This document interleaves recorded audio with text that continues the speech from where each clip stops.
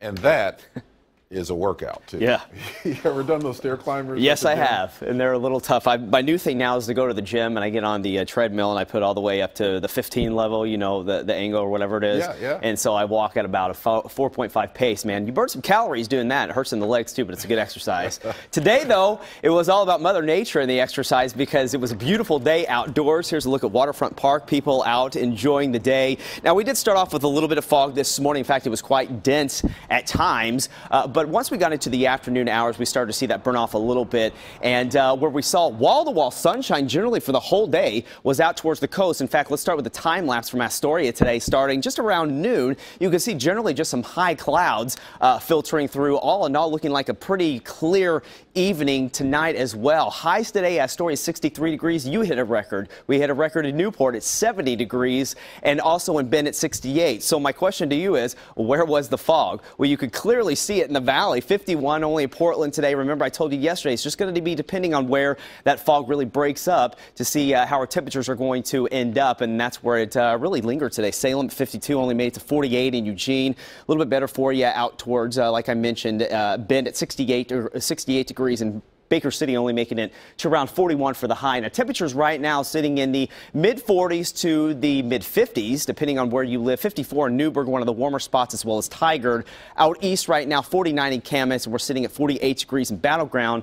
and 48 downtown. Now, the big thing tonight will be the fog. And in fact, the visibilities at the airport right now, 0 miles. Also down at Hillsborough, we're at 0. Not too bad in Troutdale. We had a little bit of an east wind, so that's mixing up the atmosphere a little bit. But if you're traveling down the I-5 corridor tonight, make sure you just travel with caution. Have plenty of room between you and the car in front of you, and we're still going to see potentially some dense fog through the gorge. The Dow's right now at 1 mile, and Pendleton at 6 miles, and that's going to continue through the overnight hours tonight. I think our lows are going to make it to about 43 degrees, between about 43 and 47, again, depending on where you live. And this is going to be the trend for the next couple of days. In fact, we're going to see morning fog, and it's going to be slow to clear in the valley. If you live out towards the coast, it's going to be a little bit warmer. Of course, the higher elevations because of that inversion. Now, we are going to see a little bit of a pattern change. You look off towards the west. We have a weak system right here.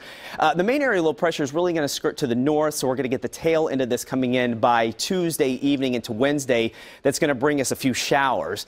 The main talk really in the weather is out east. We have a powerful area low pressure that's pulling through the Ohio Valley right now. This is basically going to bomb out once it hits the coastal waters, make its way up north, and this is going to cause a lot of havoc in the north and east. In fact, as you look at the snow forecast for New England, potentially anywhere from 18 to 24 inches of snow from New York City all the way into Hartford, Connecticut, even Boston, Massachusetts, and we could be looking at higher amounts in isolated areas. So this is going to be a very powerful storm. In fact, I think it's going to be a blockbuster. So if you're traveling out east, you got to make sure that you check with your air carriers, as they're already canceling flights. At least Delta was when I looked at the last report there. But tomorrow along the west coast, not too bad at all. We'll see sunshine really in the morning and afternoon hours, and then once we start to get into the late afternoon, early evening, we're going to start to see some clouds increasing from the south toward the north. So 62 for you in Newport, as well as Lincoln City. Again, going conservative along the I-5 corridor because of the fact that we're going to still see that dense fog tomorrow morning. So I'm going to keep it around 54 for you in McMinnville, 64 for you in Bend, 60 degrees